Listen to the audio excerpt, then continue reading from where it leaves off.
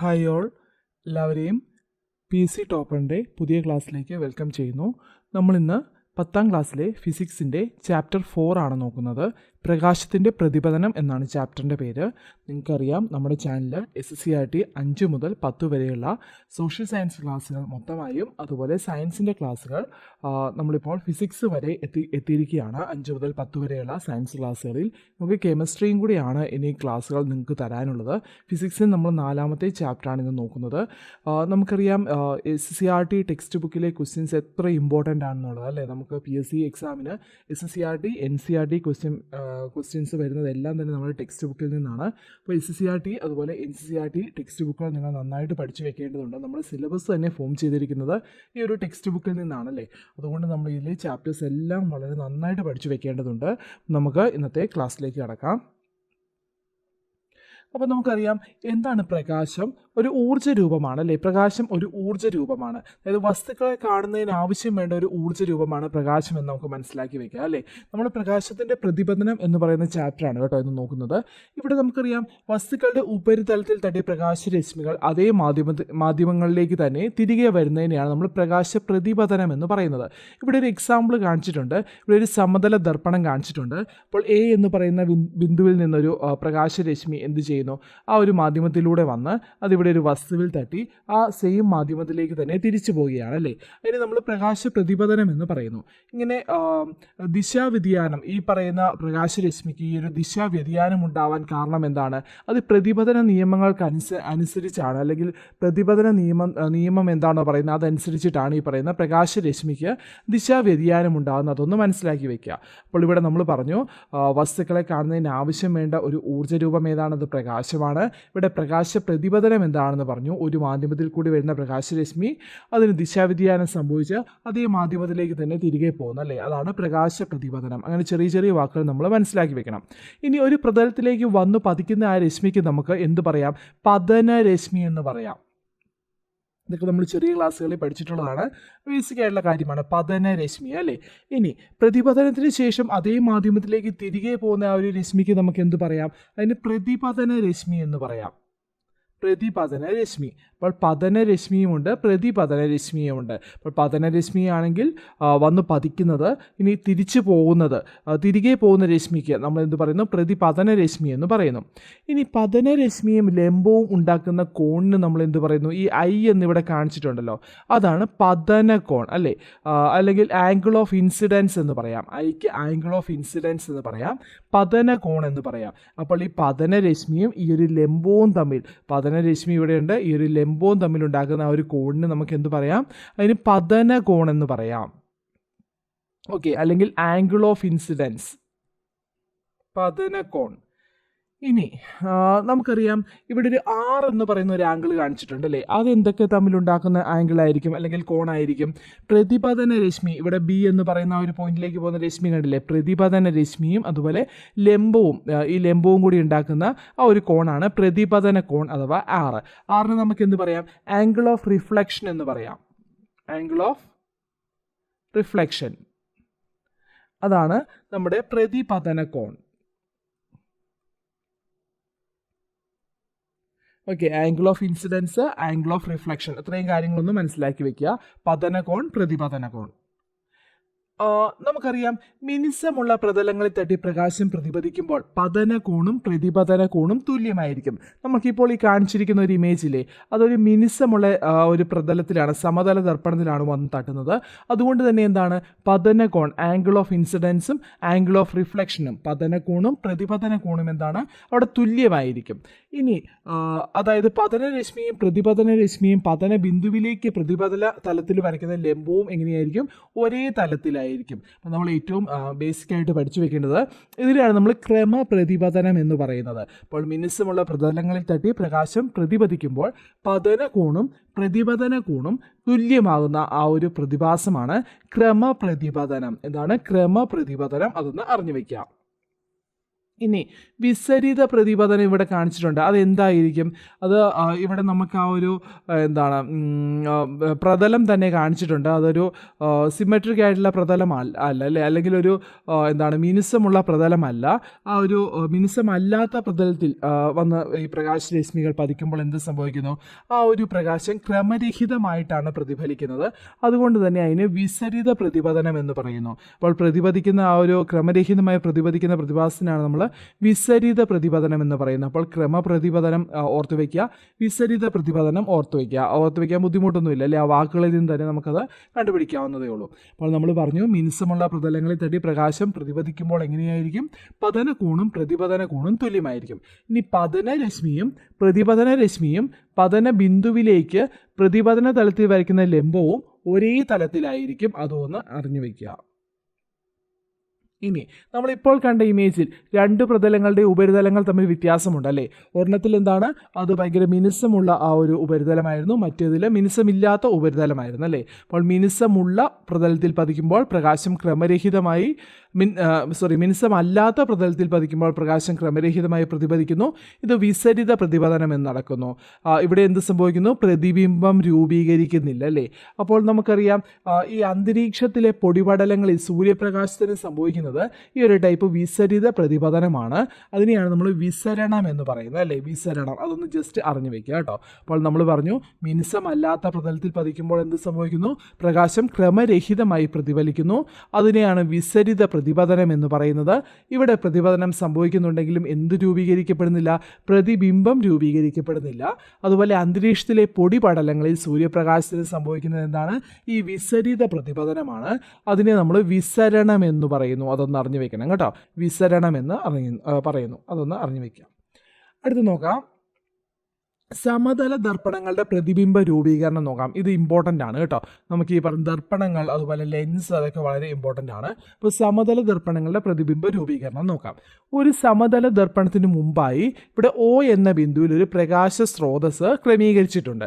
അപ്പോൾ OA OC എന്നീ രണ്ട് പ്രകാശരശ്മികൾ എന്ത് സംഭവിക്കുന്നു? ഇതാണ് നമ്മുടെ ആ ഒരു ദർപ്പണം. ആ ഒരു ദർപ്പണത്തിൽ ചെരിഞ്ഞു പതിക്കുന്നു. ഇവിടെ OAയുമുണ്ട് OCയും, അത് രണ്ടും ചെരിഞ്ഞു പതിക്കുകയാണ്. അപ്പോൾ എന്ത് സംഭവിക്കുന്നു? പ്രതിപതന നിയമം അനുസരിച്ച് AB CD എന്നീ പ്രതിപതന രശ്മികൾ ഇവിടെ ഉണ്ടാവുകയാണ് അല്ലേ. അതായത് ഈ പറയുന്ന മിനുസമുള്ള പ്രതലമായതുകൊണ്ട് തന്നെ ഇവിടെ വന്ന് ഒരു ക്രമ പ്രതിപതനമായിരിക്കും സംഭവിക്കുന്നത്. അപ്പോൾ ഇവിടെ OA എന്ന് പറയുന്ന രശ്മി ഈ ഒരു പ്രതലത്തിൽ വന്ന് തട്ടുമ്പോൾ AB എന്ന് പറയുന്ന പ്രതിപതന രശ്മിയായി മാറുന്നു. അതുപോലെ OC എന്ത് ചെയ്യുന്നു? CD എന്ന് പറയുന്ന പ്രതിപതന രശ്മിയായി മാറുകയാണ് ചെയ്യുന്നത്. അതുപോലെ ഇവിടെ രണ്ട് ലംബങ്ങൾ വരയ്ക്കുന്നു, XY അല്ലേ, രണ്ട് ലംബങ്ങൾ വരയ്ക്കുന്നു. ഇനി ഈ ലംബങ്ങളെ അടിസ്ഥാനമാക്കി ഈ പ്രതിപതന രശ്മി നമുക്കറിയാം അത് ഇവിടെ പോയ ഒരിടത്തും അത് കൂട്ടിമുട്ടുന്നില്ല അല്ലേ. അതിങ്ങനെ രണ്ടായിട്ട് മാറിയാണ് പോയിക്കൊണ്ടിരിക്കുന്നത്. എന്നാൽ ഈ ഒരു പ്രതിപതന രശ്മിയെ നമ്മൾ ബാക്കിലേക്ക് നമുക്ക് വരയ്ക്കുകയാണെങ്കിൽ ഒരു പോയിന്റിൽ എന്ത് ചെയ്യുന്നു? അത് I എന്ന് പറയുന്ന പോയിന്റിൽ ഇത് രണ്ടും കൂടെ വന്ന് സന്ധിക്കുന്നതായിട്ട് നമുക്ക് കാണാം. ഇവിടെയാണ് പ്രതിബിംബം രൂപീകരിക്കുന്നത്. എവിടെയാണ് ഇമേജ് രൂപീകരിക്കുന്നത്? ഈ ഒരു പോയിന്റിലാണ്. അപ്പോൾ നമ്മൾ സമതല ദർപ്പണങ്ങളുടെ പ്രതിബിംബ രൂപീകരണമാണ് പറയുന്നത്. ബേസിക് ആയിട്ടൊന്ന് അറിഞ്ഞിരുന്നാൽ മതി. ഇവിടെ O എന്ന് പറയുന്ന ബിന്ദുവിൽ പ്രകാശ സ്രോതസ് ക്രമീകരിച്ചിട്ടുണ്ട്. OA OC എന്ന് പറയുന്ന രണ്ട് പ്രകാശരശ്മികൾ സമതല ദർപ്പണത്തിൽ വന്ന് തട്ടി ABCD എന്നിങ്ങനെ രണ്ട് പ്രതിപതന രശ്മികളായി മാറുന്നു. ഈ പ്രതിപതന രശ്മികളെ നീട്ടി വരയ്ക്കുമ്പോൾ എന്ത് സംഭവിക്കുന്നു? I എന്ന് പറയുന്ന പോയിന്റിൽ അത് വന്ന് സന്ധിക്കുന്നു. അതുകൊണ്ട് തന്നെ അവിടെയാണ് ഇതിൻ്റെ പ്രതിബിംബം രൂപീകരിക്കപ്പെടുന്നതെന്ന് നമുക്ക് പറയാം. ഇനി ആവർത്തന പ്രതിപതനവും പ്രതിബിംബ രൂപീകരണവും നോക്കാം. ഇപ്പോൾ ആദ്യം നമ്മൾ പറഞ്ഞു ഒരു സമതല ദർപ്പണമായിരുന്നു അല്ലേ. ഇവിടെ രണ്ട് സമതല ദർപ്പണങ്ങളെ ചിത്രത്തിൽ കാണുന്ന പോലെ വെച്ചിട്ടുണ്ട്. അതായത് ഇങ്ങനെ ഒരു 90 ഡിഗ്രി കോണളവിലാണ് വെച്ചിട്ടുള്ളത്. ഇനി ഒരു മെഴുകുതിരി കത്തിച്ച് അവയ്ക്കിടയിൽ വെച്ചിട്ടുണ്ട്. അതായത് വസ്തു ഇവിടെ കാണിച്ചിട്ടുണ്ട്. മെഴുകുതിരിയുടെ എത്ര പ്രതിബിംബങ്ങൾ നമുക്ക് കാണാനാവുമെന്നാണ് ചോദിച്ചിട്ടുള്ളത്. അപ്പോൾ ഈ ഒരു കോണ അളവ് വ്യത്യാസപ്പെടുത്തിയും പ്രതിബിംബങ്ങളുടെ എണ്ണം കണക്കാക്കാൻ നമുക്ക് ഇവിടെ ഒരു എക്സ്പെരിമെൻറ്റിൽ പറഞ്ഞിട്ടുണ്ട്. ഇതൊക്കെ പറയുന്നത് നമ്മളിത് ഓർത്ത് വെക്കാൻ എളുപ്പത്തിന് വേണ്ടിയാണ് കേട്ടോ. ഇതൊക്കെ നമുക്ക് വേണമെങ്കിൽ ഇക്വേഷൻ മാത്രം പറഞ്ഞ് നമുക്ക് ക്ലാസ്സിലങ്ങ് പറഞ്ഞ് പ്രധാനപ്പെട്ട ഇക്വേഷൻ പറഞ്ഞ് പഠിച്ചാൽ മതി. പക്ഷേ ഇതൊക്കെ ഒരു ഇമേജൊക്കെ കാണുമ്പോൾ നമുക്കിതൊന്ന് ഓർത്തിരിക്കാൻ തോന്നും. അപ്പോൾ ഇവിടെ ആവർത്തന പ്രതിപതനവും പ്രതിബിംബ രൂപീകരണവുമാണ് പറഞ്ഞിട്ടുള്ളത്. രണ്ട് മിററുകൾ അല്ലെങ്കിൽ രണ്ട് സമതല ദർപ്പണങ്ങൾ ഇവിടെ എന്ത് ചെയ്യുന്നു, 90 ഡിഗ്രി കോണളവിൽ വെച്ചിട്ടുണ്ട്. അതുപോലെ ഒരു വസ്തു ഇതിനിടയിൽ വെച്ചിട്ടുണ്ട്. അപ്പോൾ എത്ര പ്രതിബിംബമാണ് രൂപീകരിക്കുന്നതെന്ന് നമുക്ക് നോക്കാം. ഈ ഒരു സമതല ദർപ്പണങ്ങളുടെ കോണളവ് മാറ്റി വെച്ചിട്ടും നമ്മൾ ഈ പറയുന്ന എത്ര ഇമേജുകൾ രൂപീകരിക്കുന്നുണ്ടെന്ന് നോക്കാൻ നമ്മളോട് പറഞ്ഞിട്ടുണ്ട്. അപ്പോൾ നമുക്ക് ഇവിടെ ദർപ്പണങ്ങൾ തമ്മിലുള്ള കോണളവും പ്രതിബിംബങ്ങളുടെ എണ്ണവും എങ്ങനെ ബന്ധപ്പെട്ടിരിക്കുന്നു എന്ന് ചോദിച്ചാൽ അതിനൊരു ഇക്വേഷനുണ്ട്. ആ ഇക്വേഷനാണ് n ഈസ് ഈക്വൽ ടു 360/θ - 1. ഈ തീറ്റ എന്ന് പറയുന്നത് രണ്ട് ദർപ്പണങ്ങൾ തമ്മിലുള്ള ഒരു കോണീയ അളവാണ്, കോണളവാണ്. അപ്പോൾ n എന്ന് വെച്ചാൽ പ്രതിബിംബങ്ങളുടെ എണ്ണമാണ്. അപ്പോൾ നമ്മുടെ നമ്മളിപ്പോൾ പറയുകയാണെങ്കിൽ നമ്മുടെ മുമ്പേ ക്വസ്റ്റ്യനിൽ 90 ഡിഗ്രിയിലാണ് ഈ രണ്ട്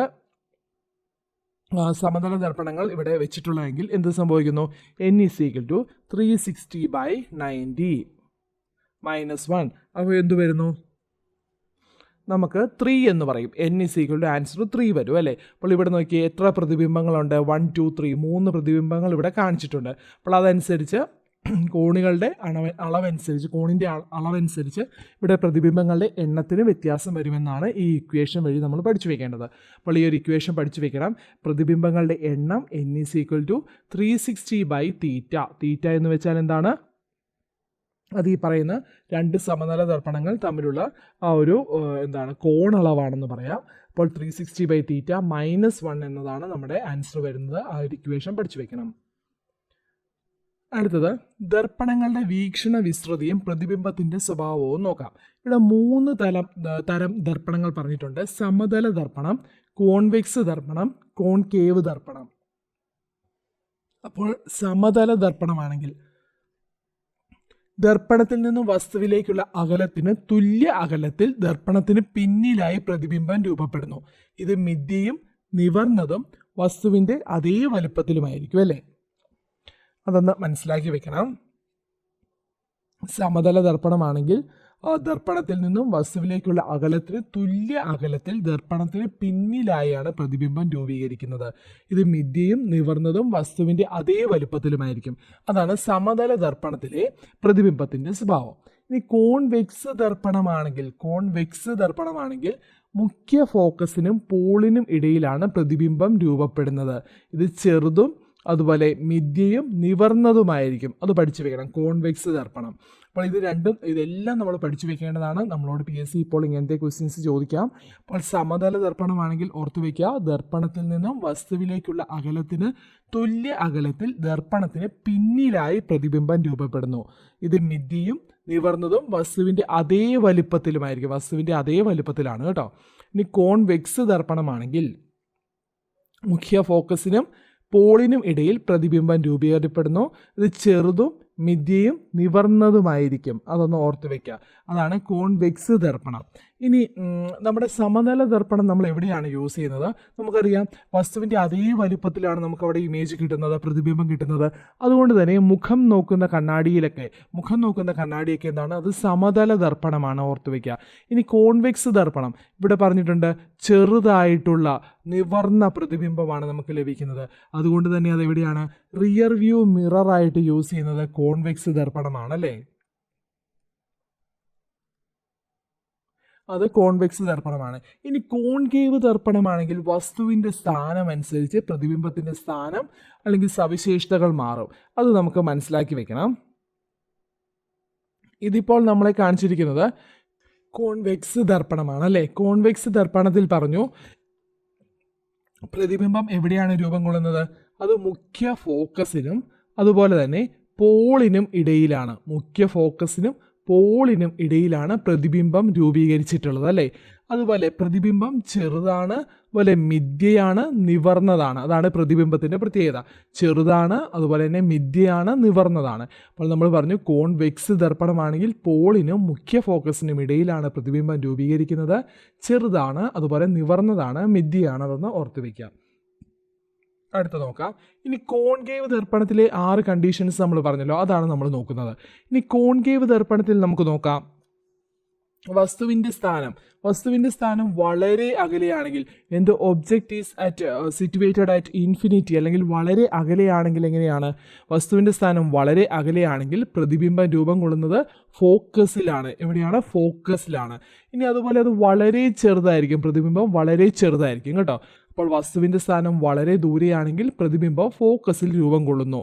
ഇനി അടുത്തത് ഒബ്ജക്റ്റ് ബിയോണ്ട് സിക്ക് അപ്പുറമാണെങ്കിൽ, വസ്തുവിൻ്റെ സ്ഥാനം സിക്ക് അപ്പുറമാണെങ്കിൽ, സിക്ക് അപ്പുറം എന്നാണ് പറയുന്നത്, ബിയോണ്ട് സി ആണ്.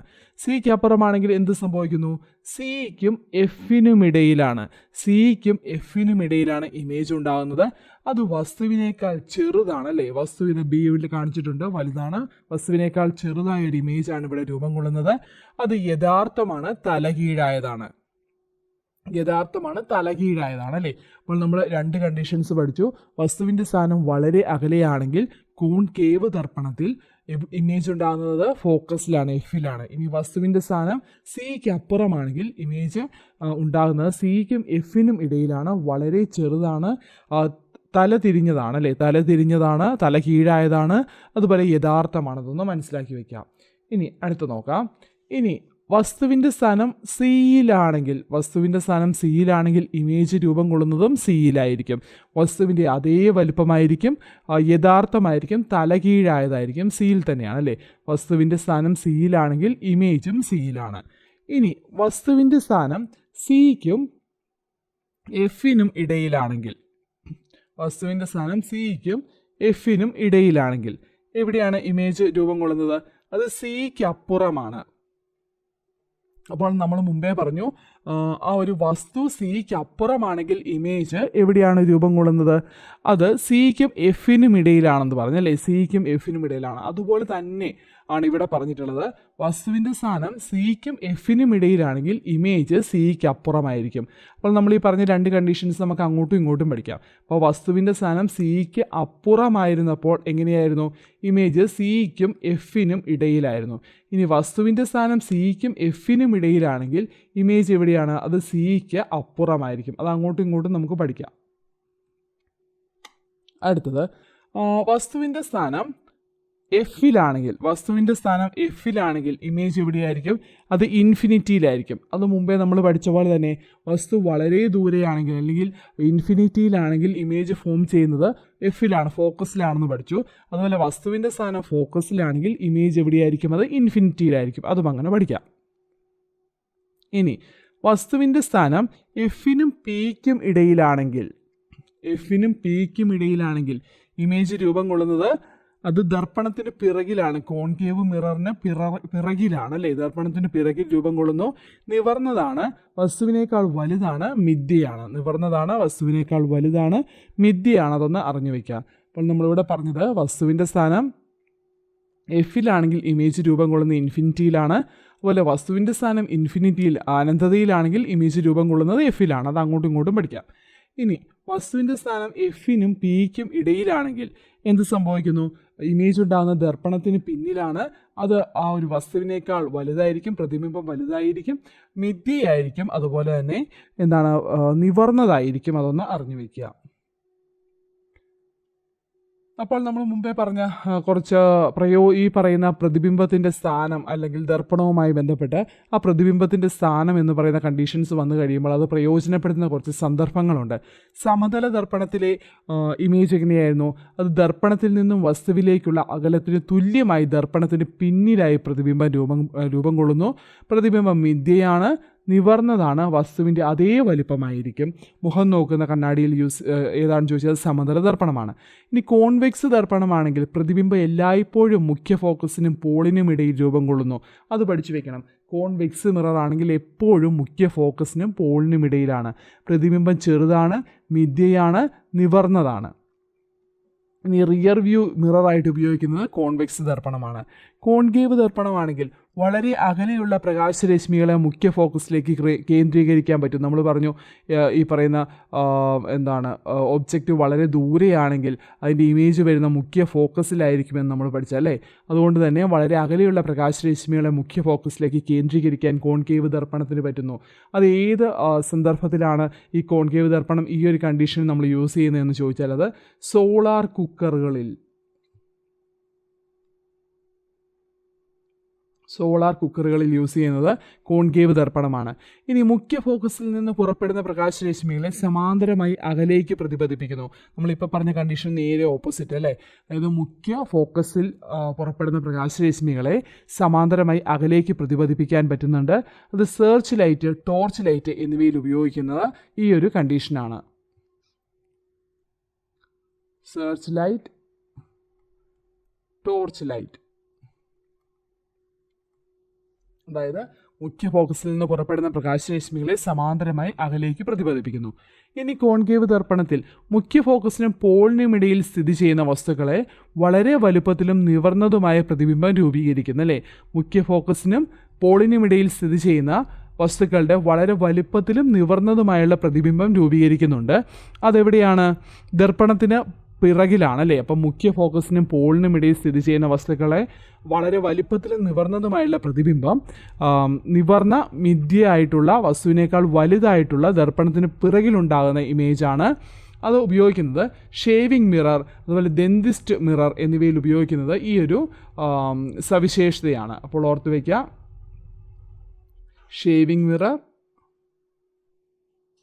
Dentist mirror.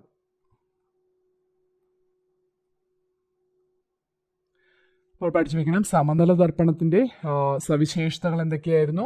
അവിടെ രൂപം കൊള്ളുന്ന പ്രതിബിംബം മിഥ്യയും നിവർന്നതും വസ്തുവിൻ്റെ അതേ വലിപ്പമുള്ളതുമായിരിക്കും. മുഖം നോക്കുന്നതിന് ഉപയോഗിക്കുന്ന സമതല ദർപ്പണമാണ്. കോൺവെക്സ് ദർപ്പണമാണെങ്കിൽ പ്രതിബിംബം എല്ലായ്പ്പോഴും മുഖ്യ ഫോക്കസിനും പോളിനും ഇടയിലുമാണ്. എഫിനും പിക്കും ഇടയിലാണ് എപ്പോഴും പ്രതിബിംബം. പ്രതിബിംബം ചെറുതും മിഥ്യയും നിവർന്നതുമായിരിക്കും. റിയർ വ്യൂ മിററായിട്ട് ഉപയോഗിക്കുന്ന കോൺവെക്സ് ദർപ്പണമാണ്. കോൺകേവ് ദർപ്പണം 3 കണ്ടീഷനിൽ നമ്മൾ 3 സവിശേഷതകൾ ഉപയോഗിച്ച് 3 സന്ദർഭങ്ങൾ ഉപയോഗിക്കാറുണ്ട്. അപ്പോൾ കോൺകേവ് ദർപ്പണമാണെങ്കിൽ വളരെ അകലെയുള്ള പ്രകാശരശ്മികളെ മുഖ്യ ഫോക്കസിലേക്ക് കേന്ദ്രീകരിക്കുന്നു. അത് സോളാർ കുക്കറുകളിലാണ് ആ ഒരു സവിശേഷത ഉപയോഗിക്കുന്നത്. അല്ലെങ്കിൽ കോൺകേവ് ദർപ്പണമാണെങ്കിൽ മുഖ്യ ഫോക്കസിൽ നിന്ന് പുറപ്പെടുന്ന പ്രകാശരശ്മികളെ സമാന്തരമായി അകലേക്ക് പ്രതിപദിപ്പിക്കുന്നു. അത് സെർച്ച് ലൈറ്റ്, ടോർച്ച് ലൈറ്റ് തുടങ്ങിയ സന്ദർഭങ്ങളിലാണ് പ്രയോജനപ്പെടുത്തുന്നത്. അതുപോലെ തന്നെ കോൺകേവ് ദർപ്പണത്തിൽ മുഖ്യ ഫോക്കസിനും പോളിനും ഇടയിൽ സ്ഥിതി ചെയ്യുന്ന വസ്തുക്കളുടെ വളരെ വലുപ്പത്തിലും നിവർന്നതുമായുള്ള പ്രതിബിംബം രൂപീകരിക്കുന്നു. ഷേവിംഗ് മിറർ, അതുപോലെ ഡെന്റിസ്റ്റ് മിററിലൊക്കെ യൂസ് ചെയ്യുന്നത് ഈ ഒരു സവിശേഷതയാണ്. അതൊന്ന് അറിഞ്ഞു വയ്ക്കാം. എന്താണ് വീക്ഷണ വിസ്തൃതി അഥവാ ഫീൽഡ് ഓഫ് വ്യൂ എന്ന് നോക്കാം. ഒരു ദർപ്പണത്തിലൂടെ കാണാൻ കഴിയുന്ന ദൃശ്യമാനതയുടെ പരമാവധി വ്യാപ്തിക്കാണ് വീക്ഷണ വിസ്തൃതി എന്ന് പറയുന്നത്. ഒരു ദർപ്പണത്തിലൂടെ കാണാൻ കഴിയുന്ന ദൃശ്യമാനതയുടെ പരമാവധി വ്യാപ്തിയെ വീക്ഷണ വിസ്തൃതി എന്ന് പറയുന്നു. ഓരോ ദർപ്പണവും അവയുടെ ആകൃതിയിലും രൂപപ്പെടുത്തുന്ന പ്രതിബിംബങ്ങളുടെ സ്വഭാവ സവിശേഷതകളിലും വ്യത്യാസപ്പെട്ടിരിക്കുന്നു അല്ലേ. അതുപോലെ തന്നെ അതിൻ്റെ വീക്ഷണ വിസ്തൃതിയിലും വ്യത്യാസപ്പെട്ടിട്ടുണ്ട്. അപ്പോൾ നമ്മളിപ്പോൾ കണ്ടു കോൺകേവ് ദർപ്പണം, കോൺവെക്സ് ദർപ്പണം, സമതല ദർപ്പണം, ഇവയിലൊക്കെ പ്രതിബിംബങ്ങൾ എങ്ങനെയാണ് രൂപപ്പെടുന്നതെന്ന് നമ്മൾ പല കണ്ടീഷനിൽ പറഞ്ഞു. കോൺകേവ് ദർപ്പണമാണെങ്കിൽ നമ്മൾ 6 കണ്ടീഷൻസ് ഒക്കെ നോക്കിയല്ലേ. അതിനൊക്കെ വ്യത്യാസമുണ്ട്. അതുപോലെ തന്നെ വീക്ഷണ വിസ്തൃതിയിലും വ്യത്യാസമുണ്ട്. അപ്പോൾ നമ്മളിപ്പോൾ കണ്ട ദർപ്പണങ്ങളിൽ ഏറ്റവും കൂടുതൽ വീക്ഷണ വിസ്തൃതിയുള്ള ദർപ്പണം ഏതാണ്? അത് കോൺവെക്സ് ദർപ്പണമാണ്. അപ്പോൾ നമ്മൾ പഠിച്ച കോൺകേവ് ദർപ്പണം, കോൺവെക്സ് ദർപ്പണം, അതുപോലെ തന്നെ നമ്മുടെ സമതല ദർപ്പണം, ഇതിൽ ഏറ്റവും കൂടുതൽ വീക്ഷണ വിസ്തൃതിയുള്ളത് കോൺവെക്സ് ദർപ്പണങ്ങൾക്കാണ്. അതുകൊണ്ട് തന്നെ വാഹനങ്ങളിൽ റിയർ വ്യൂ മിററായിട്ട് ഉപയോഗിക്കുന്ന ഏതാണത്? കോൺവെക്സ് ദർപ്പണമാണത് മനസ്സിലാക്കി വയ്ക്കാം. ഇനി ദർപ്പണ സമവാക്യം ഫോക്കസ് ദൂരം നോക്കാം. ഫോക്കസ് ദൂരം വളരെ ഇമ്പോർട്ടൻ്റ് ആണ് കേട്ടോ. ദർപ്പണത്തിൽ നിന്ന് വസ്തുവിലേക്കുള്ള ദൂരത്തെ നമ്മൾ യു എന്നും ദർപ്പണത്തിൽ നിന്ന് പ്രതിബിംബത്തിലേക്കുള്ള ദൂരത്തെ നമ്മൾ വി എന്നും ഫോക്കസ് ദൂരം എഫ് എന്നും നമ്മൾ മനസ്സിലാക്കി വെക്കണം. അപ്പോൾ എന്താണ്? യു ഉണ്ട്, വി ഉണ്ട്. ദർപ്പണത്തിൽ നിന്ന് വസ്തുവിലേക്കുള്ള ദൂരം, വി ആണെങ്കിൽ ദർപ്പണത്തിൽ നിന്ന് പ്രതിബിംബത്തിലേക്കുള്ള ദൂരം, എഫ് ആണെങ്കിൽ അതിൻ്റെ ഫോക്കസ് ദൂരം. അപ്പോൾ ഫോക്കസ് ദൂരത്തിൻ്റെ ഇക്വേഷൻ നമുക്ക് എന്ത് പറയാം? F is equal to U v by U plus v എന്ന് പറയാം. U v by U plus v, അല്ലെങ്കിൽ നമുക്ക് അതിനെ ഇങ്ങനെ എഴുതാം, 1/f is equal to 1/u plus 1/v എന്നും നമുക്ക് എഴുതാൻ പറ്റും. ഇതാണ് ഫോക്കസ് ദൂരത്തിൻ്റെ equation. F is equal to U V divide by U plus V. അതുപോലെ തന്നെ 1/f is equal to 1/u plus 1/v എന്ന് നമുക്ക് എഴുതാം.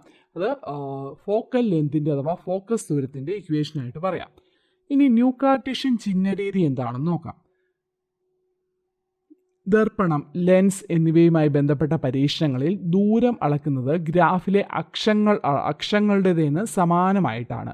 അപ്പോൾ ദർപ്പണത്തിൻ്റെ പോൾ മൂലബിന്ദു അഥവാ ഒറിജിൻ O ആയി കണക്കാക്കിയാണ് നമ്മൾ നീളം അളക്കുന്നത്. അപ്പോൾ എങ്ങനെയാണ്? പോളിനെ നമ്മൾ അതിൻ്റെ ഒറിജിനായിട്ട് കണക്കാക്കിയാണ് നീളം അളക്കുന്നത്. എല്ലാ അളവുകളും എവിടെ നിന്നാണ് ആരംഭിക്കുന്നത്? ഒറിജിനിൽ നിന്നാണ് അളക്കേണ്ടത് അല്ലേ? അപ്പോൾ Oയിൽ നിന്നും വലത്തോട്ട് അളക്കുന്നവ പോസിറ്റീവും എതിർദിശയിൽ അളക്കുന്നവ നെഗറ്റീവുമായിരിക്കും. അപ്പോൾ ഇത് പോളാണെങ്കിൽ നമ്മൾ മൂലബിന്ദുവായിട്ട് എടുക്കുന്നു. ഇവിടെ നിന്ന് വലത്തോട്ട് അളക്കുന്നവ പോസിറ്റീവും ഇടത്തോട്ട് അളക്കുന്നവ എങ്ങനെയായിരിക്കും? നെഗറ്റീവുമായിരിക്കും. എക്സ് അക്ഷത്തിന് മുകളിലേക്കുള്ള ദൂരം പോസിറ്റീവും താഴേക്കുള്ളത് നെഗറ്റീവുമായിരിക്കും. അതുപോലെ പതനരശ്മി ഇടതു നിന്നും വലത്തോട്ട് സഞ്ചരിക്കുന്നതായി പരിഗണിക്കേണ്ടതാണ്. അപ്പോൾ നമ്മൾ പറഞ്ഞു നമുക്കിവിടെ ന്യൂ കാർട്ടീഷ്യൻ ചിഹ്ന രീതിയാണ്. ഇവിടെ P എന്ന് പോൾ എന്ന് പറയുന്ന ഒറിജിനായിട്ട് നമ്മൾ കൺസിഡർ ചെയ്യുന്നു. അപ്പോൾ എപ്പോഴും പോളിൽ നിന്ന് വലത്തോട്ടുള്ളത് പോസിറ്റീവായിട്ടും ഇടത്തോട്ടുള്ളത് നെഗറ്റീവായിട്ടുമാണ് നമ്മൾ കൺസിഡർ ചെയ്യുന്നത്. അതുപോലെ തന്നെ ഈ ഒരു അക്ഷത്തിന് എക്സ് അക്ഷത്തിന് മുകളിലേക്കുള്ള ദൂരം പോസിറ്റീവും താഴേക്കുള്ള നെഗറ്റീവുമായിട്ട് കൺസിഡർ ചെയ്യുന്നു. പതനരശ്മി എപ്പോഴും ഇടതു നിന്നും വലത്തേക്കാണ് സഞ്ചരിക്കുന്നതെന്ന് പരിഗണിക്കേണ്ടതുണ്ട്. ഇത് കണ്ടില്ലേ? ഇവിടെ ഇതാണ് പോള്. ദൂരം വലത്തേക്കാണെങ്കിൽ പോസിറ്റീവ്, ഇടത്തേക്കാണെങ്കിൽ നെഗറ്റീവ്, ഉയരം മുകളിലേക്കാണെങ്കിൽ പോസിറ്റീവ്, താഴേക്കാണെങ്കിൽ നെഗറ്റീവ്. ഇവിടെ നമുക്ക് ഒരു ചെറിയൊരു പ്രോബ്ലം നോക്കാം. ഒരു കോൺകേവ് ദർപ്പണത്തിൻ്റെ 30 സെൻറ്റിമീറ്റർ മുൻപിലായി ഒരു വസ്തു വെച്ചപ്പോൾ ദർപ്പണത്തിൽ നിന്ന് 20 സെൻറ്റിമീറ്റർ അകലെ സ്ക്രീനിൽ പ്രതിബിംബം ലഭിക്കുന്നു. ദർപ്പണത്തിൻ്റെ ഫോക്കസ് ദൂരം കണ്ടുപിടിക്കുക. ഇപ്പോൾ കോൺകേവ് ദർപ്പണമാണ്. ദർപ്പണത്തിൻ്റെ 30 സെൻറ്റിമീറ്റർ മുമ്പിലായിട്ട് വസ്തു വെച്ചപ്പോൾ അതുകൊണ്ട് തന്നെ നമ്മൾ എന്ത് ചെയ്യുന്നു? ഈ പോളിൽ നിന്നും ഇങ്ങോട്ടാണ് അല്ലേ? അപ്പോൾ അത് എങ്ങനെ എടുക്കണം? നെഗറ്റീവായിട്ട് കൺസിഡർ ചെയ്യണം. -30 ആണ്. ഇനി U -30 ആണ്. ഇനി ദർപ്പണത്തിൽ നിന്ന് 20 സെൻറ്റിമീറ്റർ അകലെ സ്ക്രീനിൽ പ്രതിബിംബം ഉണ്ടാകുന്നു. അതിനെ എങ്ങനെ ചെയ്യണം? അതും നമുക്ക് പോളിൽ നിന്ന് ഇടത്തേക്കാണ് പോകുന്നത്. അതുകൊണ്ട് തന്നെ -20 ആണ്. അപ്പോൾ നമുക്ക് ഫോക്കൽ ലെങ്ത് അഥവാ ഫോക്കസ് ദൂരം എന്ന് വെച്ചാൽ UV/U+V ഇവിടെ സബ്സ്റ്റിറ്റ്യൂട്ട് ചെയ്യാം. അപ്പോൾ ആൻസർ നമുക്ക് എന്ത് കിട്ടും? -12 സെൻറ്റിമീറ്റർ എന്ന് കിട്ടും. ഇനി എന്താണ് ആവർത്തനം എന്ന് നോക്കാം. ഇവിടെ height of image divide by height of object എന്നതാണ് ആവർത്തനം. HI/HO എന്ന് നമുക്ക് റെപ്രസെൻറ്റ് ചെയ്യാം. HI എന്ന് വെച്ചാൽ ഹൈറ്റ് ഓഫ് ഇമേജ് ആണ്. HO എന്ന് വെച്ചാൽ ഹൈറ്റ് ഓഫ് ഒബ്ജക്റ്റ് ആണ്. ഇവിടെ നമുക്ക് തന്നിരിക്കുന്ന ഈ ഒരു ഇമേജിൽ നമുക്ക് IM/OB height of image IM by height of object OV = IP/OP എന്ന് നമുക്ക് അവിടെ എഴുതാം. IP/OP. ഇനി IM = നമുക്ക് HI ആണ് അല്ലേ? OB = HO ആണെന്ന് നമുക്കറിയാം. അപ്പോൾ IM എന്ന് വെച്ചാൽ ഹൈറ്റ് ഓഫ് ഇമേജ് ആണ് IM. അതുപോലെ തന്നെ OB എന്ന് വെച്ചാൽ ഹൈറ്റ് ഓഫ് ഒബ്ജക്റ്റ് ആണ്. ഇനി എന്താണ് IP? IP എന്ന് വെച്ചാൽ V ആണല്ലേ? IP എന്ന് വെച്ചാൽ അത് V ആണ്. V എന്ന് വെച്ചാൽ പോളിൽ നിന്ന് ഇമേജിലേക്കുള്ള ദൂരം. അതുപോലെ OP എന്ന് വെച്ചാൽ അത് U ആണ്. പോളിൽ നിന്ന് ഒബ്ജക്റ്റിലേക്കുള്ള ദൂരം OP. അപ്പോൾ ഇത് ഈ ഒരു ഇക്വേഷനിൽ സബ്സ്റ്റിറ്റ്യൂട്ട് ചെയ്ത് കഴിയുമ്പോൾ എന്ത് സംഭവിക്കുന്നു? IM എന്നത് ഇമേജിൻ്റെ ഹൈറ്റ് HI എന്ന് വരുന്നു. OB എന്നത് ഒബ്ജക്റ്റിൻ്റെ ഹൈറ്റ് HO എന്ന് വരുന്നു. അതുപോലെ തന്നെ IP എന്നാൽ അത് ഈ പറയുന്ന ഇമേജിലേക്കുള്ള ഡിസ്റ്റൻസ് ആണ്. പോളിൽ നിന്ന് ഇമേജിലേക്കുള്ള ഡിസ്റ്റൻസ് V എന്ന് റെപ്രസെൻറ്റ് ചെയ്യാം. അതുപോലെ തന്നെ OP എന്ന് വെച്ചാൽ പോളിൽ നിന്ന് ഒബ്ജക്റ്റിലേക്കുള്ള ഡിസ്റ്റൻസ് ആണ് U എന്ന് റെപ്രസെൻറ്റ് ചെയ്യാം. ഇനി ന്യൂ കാർട്ടീഷ്യൻ ചിഹ്ന രീതി അനുസരിച്ച് എഴുതിയാൽ ഇതെങ്ങനെ നമുക്ക് എഴുതാൻ പറ്റും? HI ഇമേജ് ഇത് താഴേക്കാണല്ലേ? എക്സ് അക്ഷത്തിൽ നിന്ന് താഴേക്കാണ്. അതുകൊണ്ട് തന്നെ -HI/HO = ഇവിടെ -V/-U എല്ലാം പോളിൽ നിന്ന് ഇടത്തേക്കാണല്ലേ?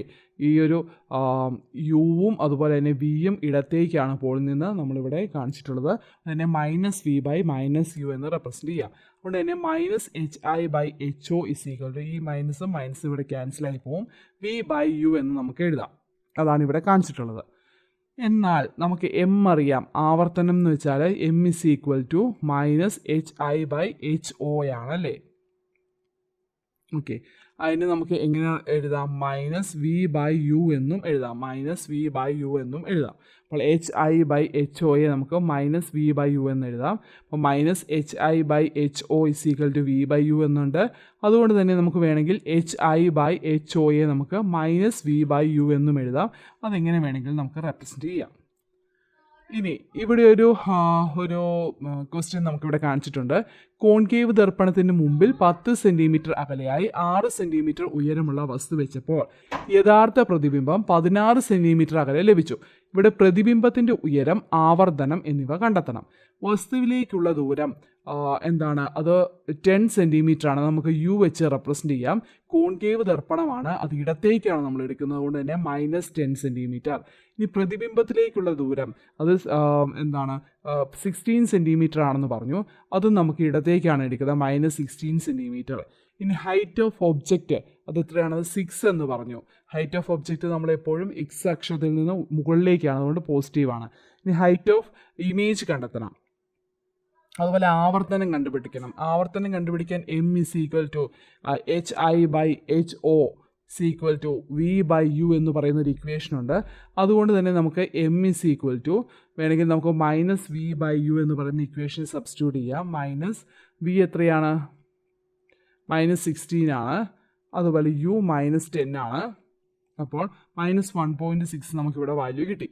ഇനി ആവർത്തനം കണ്ടുപിടിക്കണമെങ്കിൽ നമുക്ക് മറ്റൊരു ഇക്വേഷൻ ഉണ്ട്. m = hi/ho എന്ന് പറയുന്ന ഇക്വേഷൻ ഉണ്ട് അല്ലേ, അതിൽ സബ്സ്റ്റിറ്റ്യൂട്ട് ചെയ്യാം. അങ്ങനെ നമുക്ക് hi-യുടെ വാല്യൂ കണ്ടെത്താം. അപ്പോൾ m × ho = hi. അങ്ങനെ ഹൈറ്റ് ഓഫ് ഇമേജ് നമുക്ക് കണ്ടെത്താം. ഇതൊക്കെ നമ്മളോട് ചോദിക്കണമെന്നില്ല, എന്നാലും ഈ ഒരു ഇക്വേഷനെങ്കിലും മനസ്സിലാക്കി വെക്കാം. ഇനി നമ്മൾ അറിഞ്ഞു വെക്കേണ്ട കാര്യങ്ങൾ, ആവർത്തനം 1 ആയിരിക്കുമ്പോൾ വസ്തുവിൻ്റെ വലുപ്പവും പ്രതിബിംബത്തിൻ്റെ വലുപ്പവും തുല്യമായിരിക്കും. നമുക്ക് ആവർത്തനത്തിൻ്റെ ഇക്വേഷൻ എന്താണ്, hi/ho ആണല്ലേ. അപ്പോൾ ഇത് 1 ആണെങ്കിൽ, അതായത് ഹൈറ്റ് ഓഫ് ഇമേജ് 5ഉം ഹൈറ്റ് ഓഫ് ഒബ്ജക്റ്റ് 5 ആണെങ്കിൽ ഇത് ആൻസർ 1 ആയിരിക്കും അല്ലേ. അതുകൊണ്ട് തന്നെ അതിലെന്താണ് മനസ്സിലാക്കേണ്ടത്, പ്രതിബിംബത്തിൻ്റെയും വസ്തുവിൻ്റെയും വലുപ്പം അവിടെ തുല്യമായിരിക്കും. ആവർത്തനം 1 ആണെങ്കിൽ പ്രതിബിംബത്തിൻ്റെയും വസ്തുവിൻ്റെയും വലുപ്പം തുല്യമായിരിക്കും. ഇനി ആവർത്തനം 1-നേക്കാൾ കൂടുതലാണെങ്കിൽ, ഒരു എക്സാമ്പിൾ പറയുകയാണെങ്കിൽ ഹൈറ്റ് ഓഫ് ഇമേജ് 8ഉം ഹൈറ്റ് ഓഫ് ഒബ്ജക്റ്റ് 5ഉം ആണെങ്കിൽ അത് 1-നേക്കാൾ കൂടുതലായിരിക്കും അല്ലേ, >1 ആയിരിക്കും. അങ്ങനെ വന്നു കഴിയുമ്പോൾ എന്താണ് അവിടെ മീൻ ചെയ്യേണ്ടത്, പ്രതിബിംബം ഹൈറ്റ് ഓഫ് ഇമേജ് വലുതായിരിക്കും അല്ലേ, ഹൈറ്റ് ഓഫ് ഒബ്ജക്റ്റിനേക്കാളും. പ്രതിബിംബത്തിൻ്റെ ഉയരം എന്താണ്, അല്ലെങ്കിൽ പ്രതിബിംബം നമ്മുടെ ഈ പറയുന്ന വസ്തുവിനേക്കാൾ വലുതായിരിക്കും. അതാണ് ഇവിടെ മീൻ ചെയ്യുന്നത്. ഇനി ആവർത്തനം 1-നേക്കാൾ ചെറുതായാൽ, അതായത് നമ്മളിപ്പോൾ പറയുകയാണ് ഹൈറ്റ് ഓഫ് ഇമേജ് 5ഉം ഹൈറ്റ് ഓഫ് ഒബ്ജക്റ്റ് 8ഉം ആണെങ്കിൽ ഇത് എന്തായിരിക്കും, <1 ആയിരിക്കും അല്ലേ. അപ്പോൾ 1-നേക്കാൾ കുറവാണെങ്കിൽ എന്താണ്, നമ്മുടെ ഇമേജിൻ്റെ ഹൈറ്റ് കുറവും ഒബ്ജക്റ്റിൻ്റെ ഹൈറ്റ് കൂടുതലുമായിരിക്കും. അതായത് നമ്മുടെ പ്രതിബിംബത്തിൻ്റെ വലുപ്പം കുറവും വസ്തു വലുതുമായിരിക്കും, അല്ലെങ്കിൽ പ്രതിബിംബത്തിൻ്റെ വലുപ്പം വസ്തുവിനേക്കാൾ കുറവായിരിക്കും എന്ന് പറയാം. ആ 3 കണ്ടീഷൻ നമ്മളൊന്ന് ജസ്റ്റ് ആലോചിച്ചാൽ മതി, നമുക്ക് ആൻസർ കിട്ടും. ഇനി പിന്നെ നമ്മൾ അറിഞ്ഞു വെക്കേണ്ടത്, മാഗ്നിഫിക്കേഷൻ ഈസ് പോസിറ്റീവ് ആണെങ്കിൽ ഇമേജ് ഇറക്റ്റ് ആൻഡ് വിർച്വൽ ആയിരിക്കും അല്ലേ. ആവർത്തനം പോസിറ്റീവ് ആയിരിക്കുമ്പോൾ, അല്ലെങ്കിൽ മാഗ്നിഫിക്കേഷൻ പോസിറ്റീവ് ആയിരിക്കുമ്പോൾ ഇമേജ് എങ്ങനെയായിരിക്കും, ഇറക്റ്റ് കുത്തനെയുള്ളതും അതുപോലെ തന്നെ മിഥ്യയുമായിരിക്കും. കുത്തനെയുള്ളതും മിഥ്യയുമായിരിക്കും. അപ്പോൾ ആവർത്തനം പോസിറ്റീവ് ആണെങ്കിൽ ഇമേജ് എങ്ങനെയായിരിക്കും, കുത്തനെയുള്ളതും മിഥ്യയുമായിരിക്കും. അതുപോലെ ആവർത്തനം നെഗറ്റീവ് ആണെങ്കിൽ ഇമേജ് ഇൻവേർട്ടഡ് ആയിരിക്കും, അതായത് തല കീഴായതും റിയലുമായിരിക്കും, യഥാർത്ഥവുമായിരിക്കും. ഓർത്ത് വയ്ക്കുക. അപ്പോൾ നമ്മൾ ഈ പറഞ്ഞു, ആവർത്തനം പോസിറ്റീവ് ആണെങ്കിൽ ഇമേജ് എങ്ങനെയാണ്, അത് കുത്തനെയുള്ളതും അതുപോലെ മിഥ്യയുമായിരിക്കും. ആവർത്തനം നെഗറ്റീവ് ആണെങ്കിൽ ഇമേജ് എങ്ങനെയാണ്, ഇൻവേർട്ടഡ് തലകീഴായിട്ടുള്ളതും യഥാർത്ഥവുമായിരിക്കും. അതൊന്ന് അറിഞ്ഞു വയ്ക്കുക. അപ്പോൾ ഇത്രയാണ് ഈ ഒരു ചാപ്റ്റർ വളരെ ഇമ്പോർട്ടൻ്റ് ആയിട്ടുള്ള കാര്യങ്ങളുള്ളത്. ഇതെല്ലാം ഇമ്പോർട്ടൻ്റ് ആണ്, നമ്മളിത് എപ്പോഴും PSC ചോദിക്കുന്നതാണ്. ഈ മിററുകളുമായി ബന്ധപ്പെട്ട അതിൻ്റെ പ്രയോജനപ്പെടുത്തുന്ന സന്ദർഭങ്ങൾ അതൊക്കെ ചോദിക്കാറുണ്ട്. അതുപോലെ പ്രതിബിംബ രൂപീകരണവുമായി ബന്ധപ്പെട്ട കാര്യങ്ങൾ പഠിച്ചു വെക്കണം. ഫോക്കൽ ലെന്തുമായി ബന്ധപ്പെട്ട കാര്യങ്ങളൊക്കെ പഠിച്ചു വെക്കണം. അതൊക്കെ വളരെ ഇമ്പോർട്ടൻ്റ് ആണ്. അപ്പോൾ എല്ലാ ക്ലാസ്സുകളും നിങ്ങൾ മറക്കാതെ തന്നെ കാണുക. എല്ലാ എക്സാമും നിങ്ങൾക്ക് എളുപ്പമായിരിക്കട്ടെ. നന്നായിട്ട് പോയി എക്സാംസ് എഴുതുക. അതുപോലെ പ്രീവിയസ് ക്വസ്റ്റ്യൻ പേപ്പേഴ്സൊക്കെ നിങ്ങൾ പഠിക്കുക. പിന്നെ SCRT എല്ലാ ചാപ്റ്റേഴ്സും പഠിച്ചിട്ട് പോയെന്നാൽ മാത്രമേ നല്ല മാർക്ക് സ്കോർ ചെയ്യാൻ പറ്റുള്ളൂ. നമുക്ക് അടുത്ത ക്ലാസ്സിൽ മറ്റൊരു ചാപ്റ്ററുമായിട്ട് കാണാം. Thank you.